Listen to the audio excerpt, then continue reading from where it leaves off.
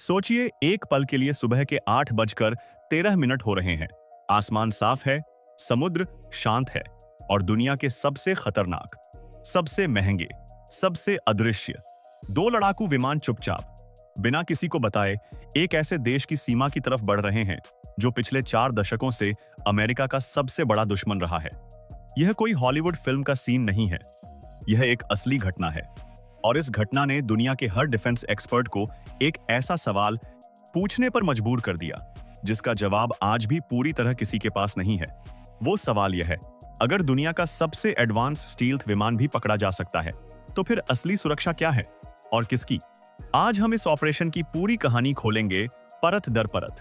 पहले थोड़ा बैकग्राउंड समझना जरूरी है, क्योंकि इस कहानी को समझने के लिए 2 चीजें जाननी होंगी। पहली, F-22 रैप्टर। अमेरिका ने इस विमान को बनाने में लगभग $66 बिलियन खर्च किए, यानी भारत के कई राज्यों के पूरे साल के बजट से भी ज्यादा। इसे 5th जनरेशन फाइटर कहते हैं। इसकी सबसे बड़ी खासियत यह है कि यह रडार पर लगभग दिखता ही नहीं। एक चील जितना बड़ा विमान और रडार पर उसकी छाया एक छोटी चिड़िया, यही इसकी असली ताकत है।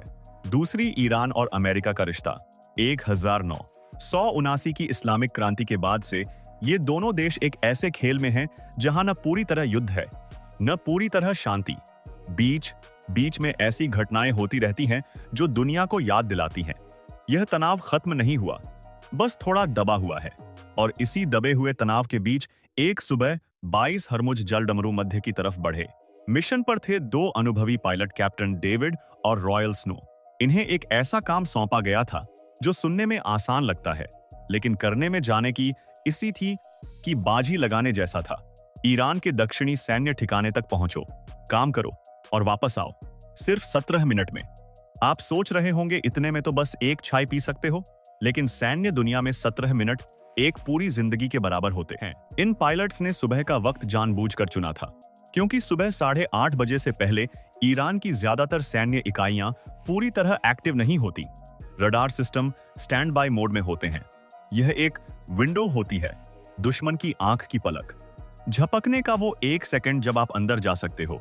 दोनों जेट समुद्र की सतह के बेहद करीब उड़ रहे थे, इतने नीचे कि अगर कोई किनारे पर खड़ा होता तो शायद उसे हवा का एक तेज झोंका महसूस होता और बस।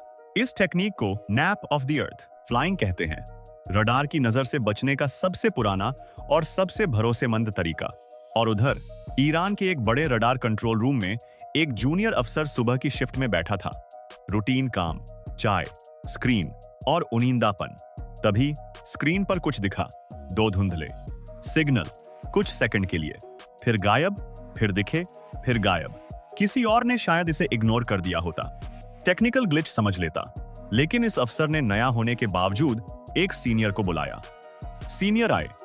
पहले उन्हें भी कुछ नहीं दिखा, लेकिन कुछ सेकंड बाद वही सिग्नल फिर आया और इस बार सीनियर की आंखें खुल गईं। हरमुज के उस हिस्से में सैन्य विमानों की आवाजाही लगभग न के बराबर होती है, और कोई विमान अगर इतनी नीची उड़ान में है तो वो छुपने की कोशिश कर रहा है। यह बात एक ट्रेंड अफसर तुरंत समझता है। आदेश गया, एडवांस एयर डिफेंस सिस्टम तुरंत ऑन करो। लेकिन सुबह का वक्त था, सिस्टम को फुल्ली एक्टिव होने में 10 से 15 मिनट चाहिए थे। घड़ी चल रही थी, तनाव बढ़ रहा था, और आसमान में कैप्टन डेविड के कॉकपिट में एक अलर्ट बजा। 3 सेकंड के L1 लिए दोनों पायलट सन्न रह गए होंगे, क्योंकि यह होना नहीं चाहिए था। इतनी नीची उड़ान में, इतनी रफ्तार में इस स्टील्थ विमान को कोई ट्रैक नहीं कर सकता था, यही उन्हें बताया गया था। लेकिन किसी ने कर लिया, और फिर एक मिसाइल दिखी। ईरान का S-300 सिस्टम, रूस का बनाया हुआ 2000 किलोमीटर प्रति घंटे की रफ्तार, F-22 के लगभग बराबर, यानी मिसाइल और विमान लगभग बराबर की दौड़। दोनों पायलट ने तुरंत फ्लेयर सिस्टम एक्टिवेट किया। यह चमकीले और गर्म फ्लेयर्स होते हैं जो मिसाइल को असली टारगेट से भटकाते हैं। पुराना तरीका, लेकिन अक्सर काम आता है। इस बार नहीं आया। ईरान ने एक के बाद एक 6 और मिसाइलें दागी। दोनों जेट अंतरराष्ट्रीय सीमा की तरफ भागे। रडार स्क्रीन पर 2 सिग्नल दूर जाते दिखे, और फिर एक सिग्नल अचानक गायब हो गया। रडार रूम में एक पल के लिए सब रुक गया। यहां सबसे बड़ा सवाल आता है, और यही सवाल इस पूरी घटना को सिर्फ एक मिलिट्री इंसिडेंट नहीं, बल्कि एक टर्निंग पॉइंट बनाता है। F-22 को ट्रैक कैसे किया गया? कुछ डिफेंस एनालिस्ट्स का मानना है कि ईरान ने पैसिव रेडार टेक्नोलॉजी यूज की होगी। समझिए, इसे एक सिंपल तरीके से आम रडार एक टॉर्च की तरह है जो खुद रोशनी फेंकता है और देखता है कि रोशनी कहां टकराई। लेकिन पैसिव रेडार एक ऐसी आंख है जो खुद कोई रोशनी नहीं फेंकती, बस विमान के इंजन की गर्मी, उसके रेडियो वेव्स, उसकी हर छोटी हलचल को सेंस करती है और स्टेल्थ टेक्नोलॉजी इससे नहीं बच सकती। इसके अलावा नीची उड़ान का एक पैराडॉक्स है। जितना नीचे उड़ो, उतना ही समुद्र की सतह से रिफ्लेक्शन बढ़ता है और यही रिफ्लेक्शन कभी कभी उन धुंधले सिग्नल बनाता है, जैसे उस जूनियर अफसर ने देखे थे। यानी F-22 की सबसे बड़ी ताकत उसकी नीची उड़ान उस दिन उसकी कमजोरी बन गई। इस घटना के बाद दोनों देशों की रिएक्शंस बिल्कुल वैसी थीं जैसी आप एक्सपेक्ट करते। अमेरिका ने कहा यह रूटीन ऑपरेशन था, विमान गलती से उस इलाके के करीब चला गया।